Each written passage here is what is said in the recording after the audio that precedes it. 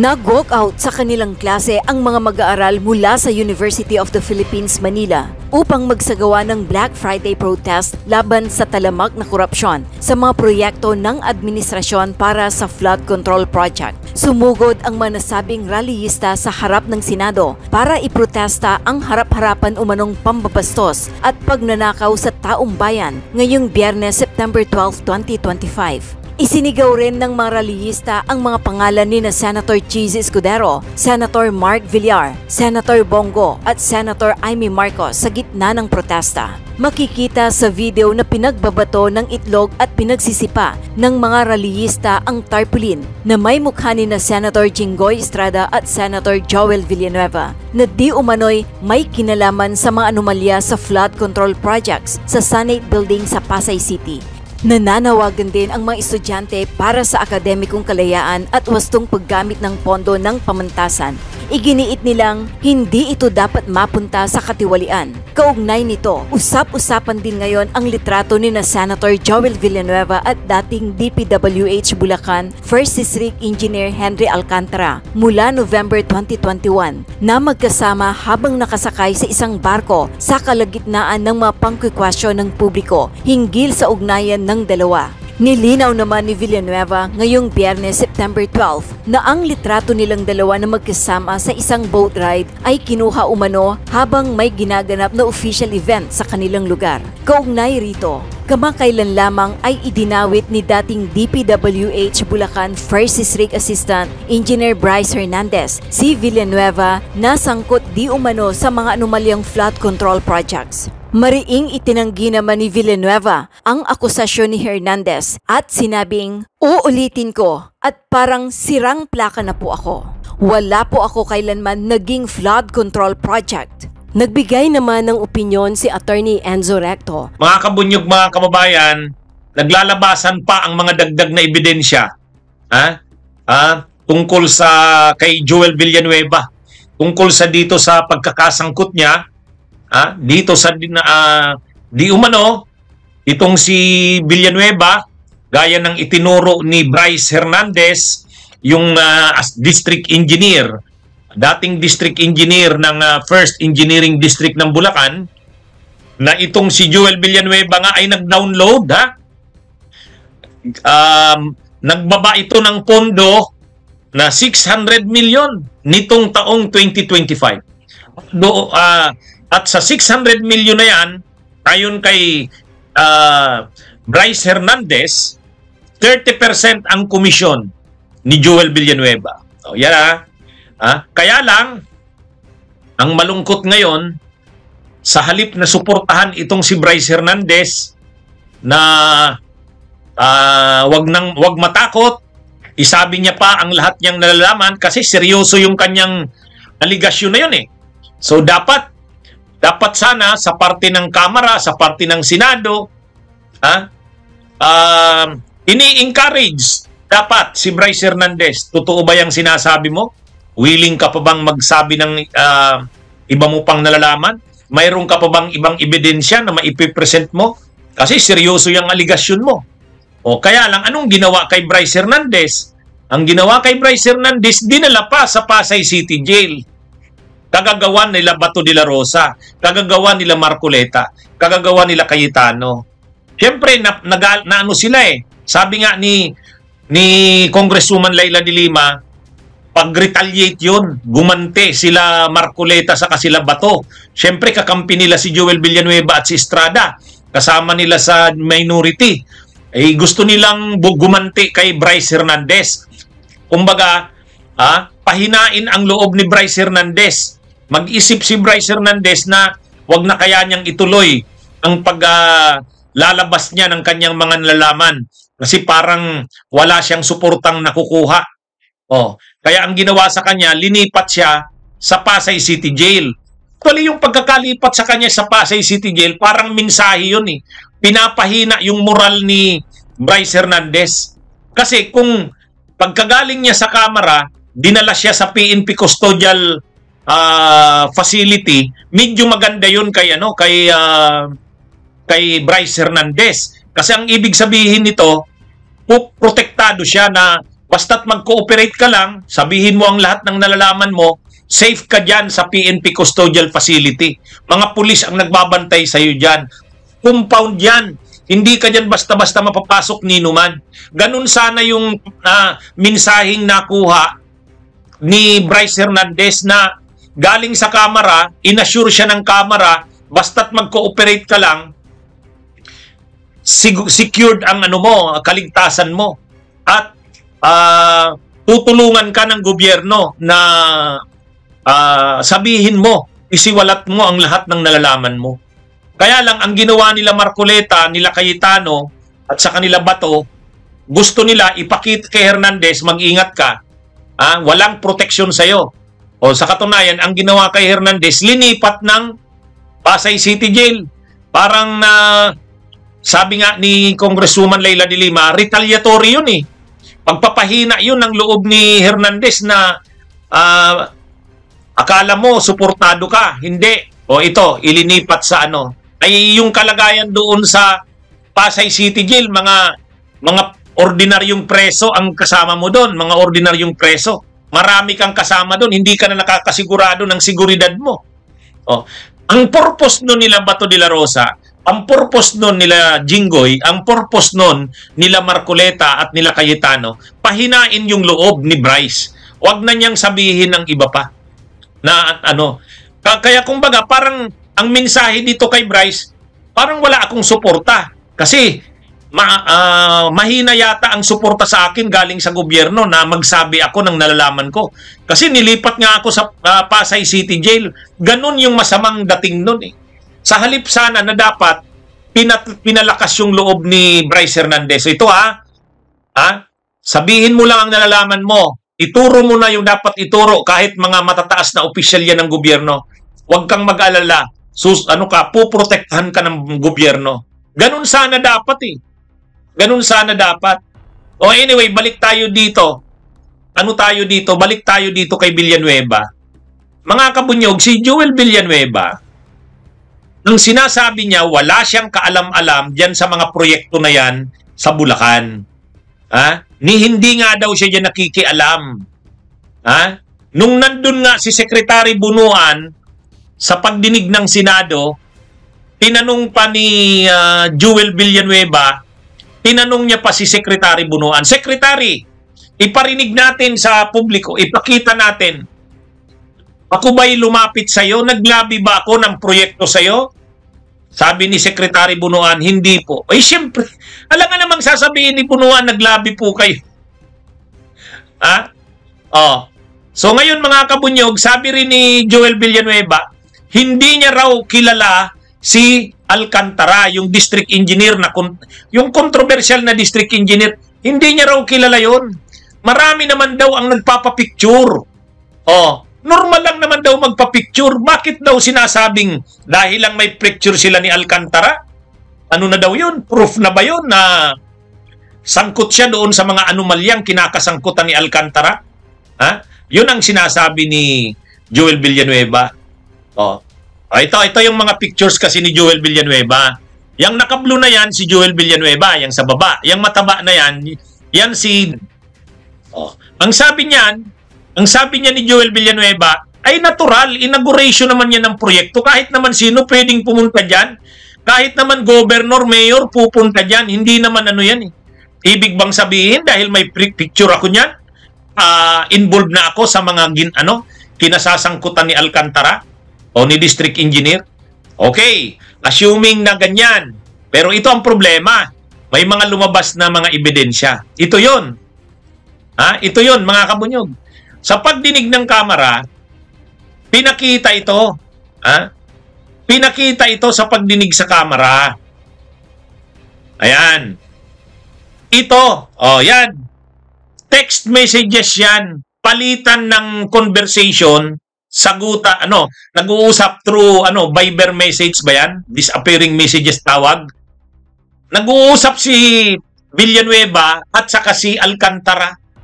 Ang nag-present nito, si Bryce Hernandez. Pinakita ito sa pagdinig sa kamera. Yan, ito nga ang sabi sa ABS-CBN. ABS-CBN News, ibinahagi ni dating DPWH Assistant Engineer Bryce Hernandez ang mga larawan ng umano'y disappearing messages sa pagitan ni dating DPWH District Engineer Henry Alcantara at Senator Joel Villanueva. So yan pinakita yan. Nag-uusap dyan nag-uusap dyan. Pinakita yan, ebidensya yan. Ibig sabihin, kung ikaw ba'y ordinaryong district engineer, wala kang koneksyon sa senador kay Villanueva, pwede ka bang magkaroon ng Pwede ka bang magkaroon ng number ng senador? Ako nga, wala akong mga number ng mga senador na yan. Kahit sila Kiko Pangilinan, Bam Aquino, wala akong mga number niyan. Hindi naman madaling makakuha ng mga number sa mga yan. Hindi naman basta-basta ibibigay ng mga yan ang number nila. Kung hindi ka talaga close sa kanila or kung hindi ka nila kilala on a personal basis, ibig sabihin, personal basis, kilala ka nila personally. Hindi naman ibibigay sa iyo yung number. Ito may number. Viber number. Ibig sabihin, nagpapalitan si Joel Villanueva at si Alcantara. So, paano ngayon sasabihin ni Joel Villanueva na hindi naman sila magka-close niya ni Alcantara? Ordinaryo lang daw yan na district engineer. Kilala niya daw yan as district engineer. Pag may mga activity, inauguration ng project, nandun daw siya katulad niyan. Wala naman daw dyan Kahit naman daw sino dyan, mayor, governor, aatin dyan sa inauguration. Okay. Dyan sa inauguration ng project, sabihin natin, official na trabaho yan. Pero itong palitan ng messages, alam nyo kung anong pinag-uusapan nila dyan? I-present yan doon sa pagdinig ng kamera Ang sabi dyan, pondo sa proyekto ang pinag-uusapan dyan. Pina-follow up ni Joel Villanueva kay Alcantara kung kumusta na yung linalakad niyang sa central office. Ang sabi niya pa dyan, nabasa ko yan sabi niya, pakisabihan mo si sekretary mo, may atraso pa sila sa akin. Hindi ako ordinary member ng CA. Majority leader ako. Di ba? Ganun yung pagkakasabi dyan. Majority leader ako. Ngayon ang tanong, ito mga kabunyog, dahil present na yung text messages, yung Viber messages na yan, between Villanueva and Alcantara, ngayon, kinonfronta si Alcantara dyan. Kinonfronta. Tinanong, kasi nakasalang si Alcantara, totoo ba itong messages mong ito? Kayo nga ba ay nagme-message dyan ni Senador Joel Villanueva? Alam nyo mga kabunyog? Alam nyo kung kinumpirma mismo ni Alcantara na totoo nga yung text messages na yan, yung Viber messages na yan. Ito yun, basahin natin ABS-CBN News. Kinumpirma ng dating Bulacan 1st District Engineer na si Senator Joel Villanueva ang ka-text matapos itong humihiling ng maiparating kay DPWH Secretary Manny Bunuan ang kanyang kahilingan na maipatayo ang mga multipurpose building sa Bulacan. Palita yan ng ABS-CBN. Inamin mismo ni Alcantara na totoo nga yung mga text messages na yan. Kaya lang, ang sabi naman ni Alcantara, pinapollow up lang naman ni Senador Joel Villanueva yung mga projects niya. Pinapapollow up daw sa central office ng DPW. Inuutusan si Alcantara.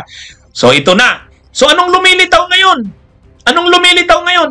So, hindi totoo yung sinasabi ni Joel Villanueva na hindi sila close ni Alcantara at wala silang usapan kung anuman. Nakakapag-text sila nakakapag-message sila sa isa't isa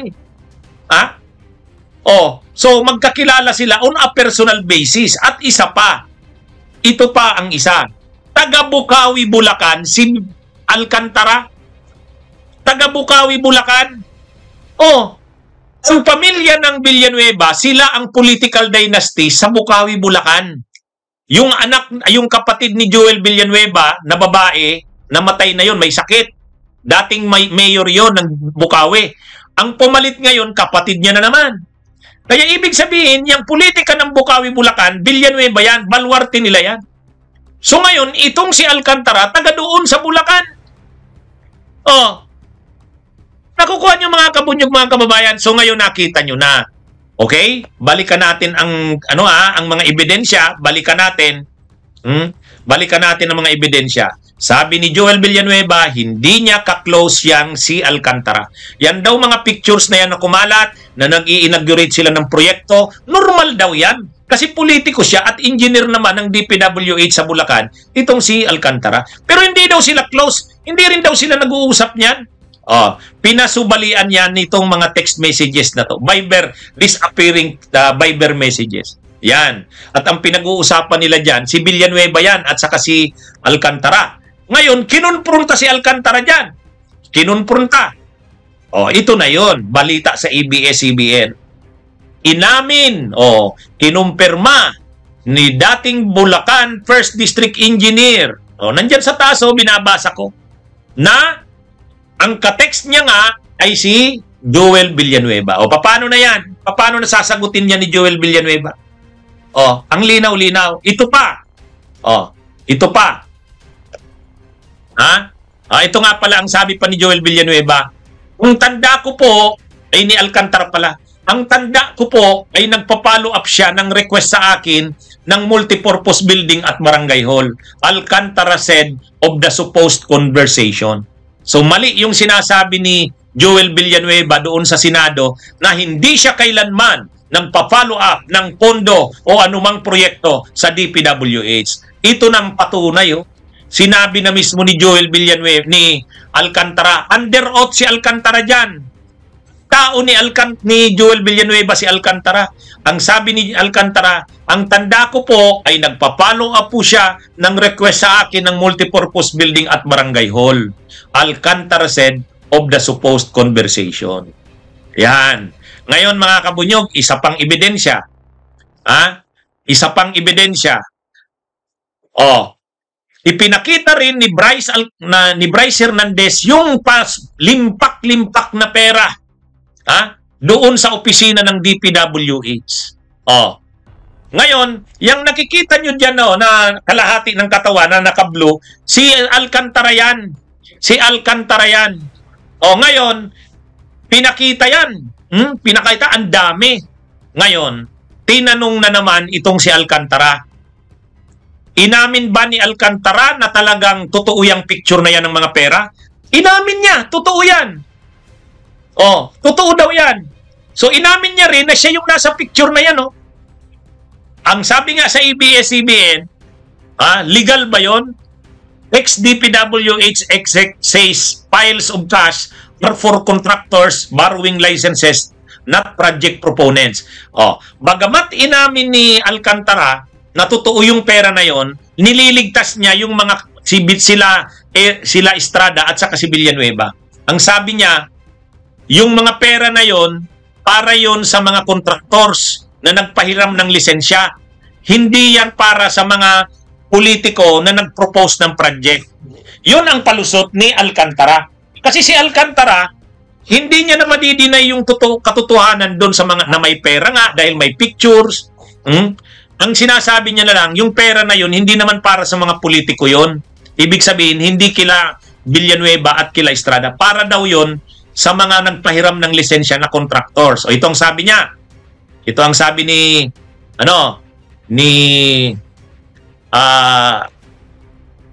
Alcantara. Basahin uli natin.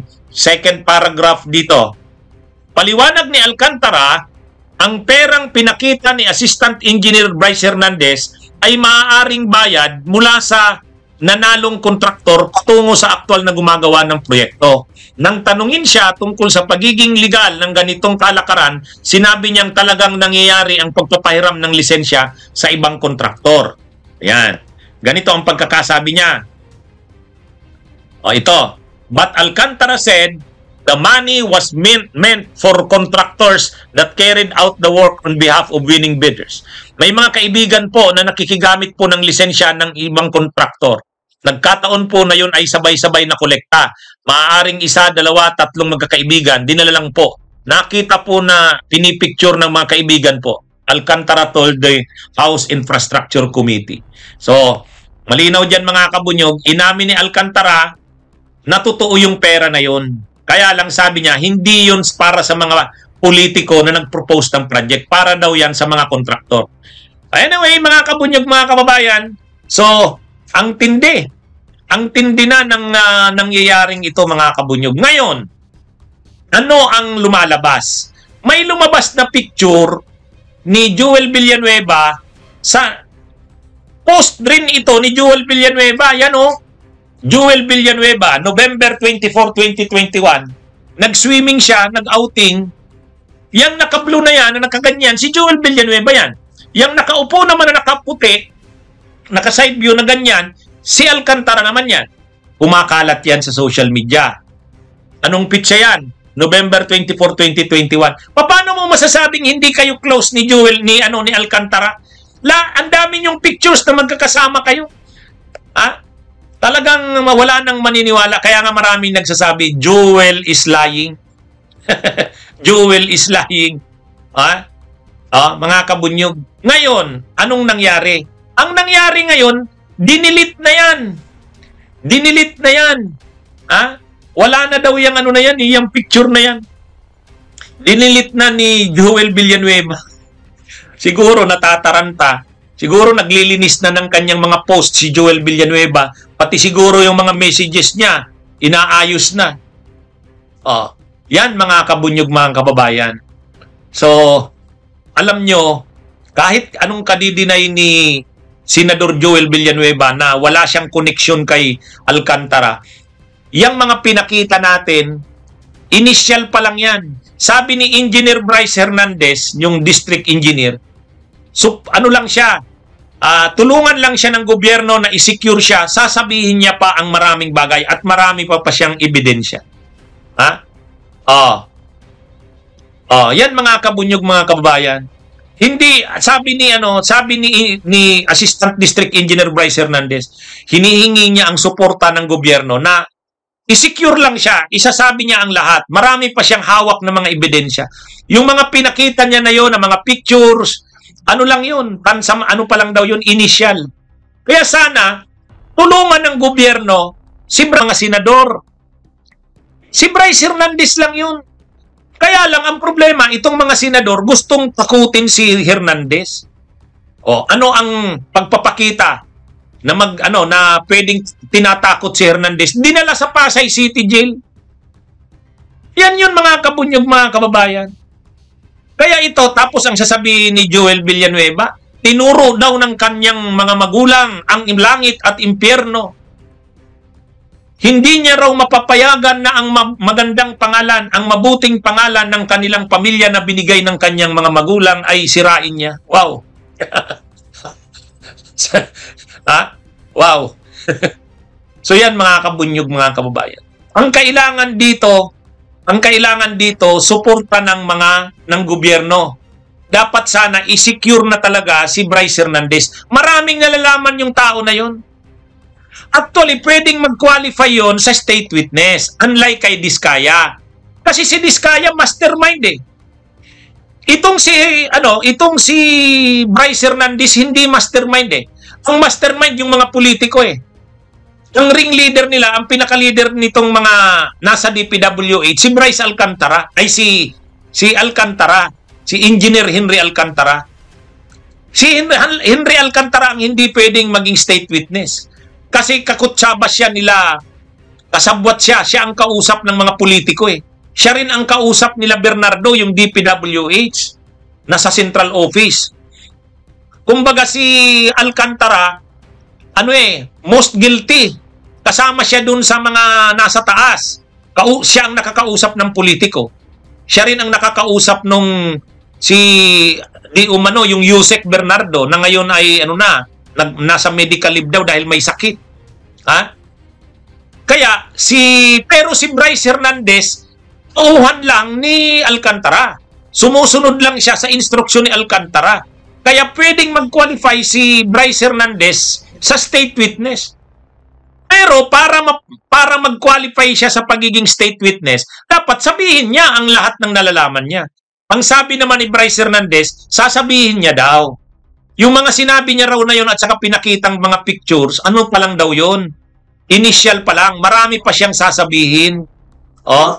Kaya mga kabunyog, mga kababayan, ano ito? Ang kailangan ni Bryce Hernandez, tulong. Kung si Marcoleta, kaagad-agad gusto nang mag-state witness si Diskaya, gusto nang mag-state witness si Diskaya, linalakad ni Marcoleta. Samantalang wala namang masyadong ibinigay na mga impormasyon si Diskaya. Tapos biglang pabago-bago ng mga statements niya. Dati mini-mention si Romualdez sa Saldico. Nang pumunta sa kamera, wala na. Pangalawa, walang binabanggit na senador. Si Diskaya, wala ring binabanggit ng panahon ni Duterte. And yet, gusto ni Marcoleta gawing state witness. Hindi pwedeng mag-qualify yun sa state witness kasi hindi naman sinasabi lahat eh. Alam mong selective yung sinasabi. Pangalawa, mastermind si Diskaya. Itong si Bryce Hernandez, hindi. Hindi ito mastermind. Tao lang ito ni Alcantara. Kaya itong si Bryce Hernandez, malaki ang potential nito na maging state witness. Pero kinakailangan muna, sabihin niya pa yung ibang nalalaman niya. Hindi sapat yung sinabi niya doon sa kamera. Pero ang maganda naman kay Bryce Hernandez, may mga pinangalanan na mga matitindi. Senador ang pinangalanan. Sila Villanueva at Estrada. At marami pa siyang sasabihin. Kaya nga mga kabunyog, mga kababayan, dapat suportahan yan si Bryce Hernandez. Paano yan susuportahan ng gobyerno? Dapat sana pinanatili na doon sa PNP Custodial Facility. Doon na sana yan para pinakita talaga na, okay, dyan ka sa PNP, secured ka dyan. Basta't wag kang sabihin mo lang ang nalalaman mo, ganun sana eh. Anyway, baka naman hindi naman aatras si Bryce Hernandez. Kaya lang yung sabi ng abogado ni Bryce Hernandez, parang ang iniisip daw tuloy ni Bryce Hernandez, tama ba ang ginawa ko? Hindi kaya delikado na ang sitwasyon ko ngayon? Yun daw yung iniisip ni Bryce Hernandez eh. Kaya kailangan sana ipakita kay Bryce Hernandez na sabihin niya pa ang lahat ng nilalaman niya, mag-cooperate na siya, ituro niya na para suportahan siya sa gagawin niya. Anyway, mga kabunyog, so yan ang topic natin ngayon. Nakikita nyo, binuo ko yung mga ebidensya na related kay Joel Villanueva. Tapos ito ngayon, yung picture niya na yan, siya rin ang nag-post yata niya, nagsiswimming sila ni Alcantara. Dinilit na daw yan ngayon eh. Dinilit na yan. Siguro naiisip na ni Joel Villanueva. Delete na yan. I-delete na yung mga siguro yung sa kanyang mga messages, dinidelete na rin. Okay. Mag-subscribe at i-click ang notification bell para sa mga susunod na video updates. Maraming salamat po.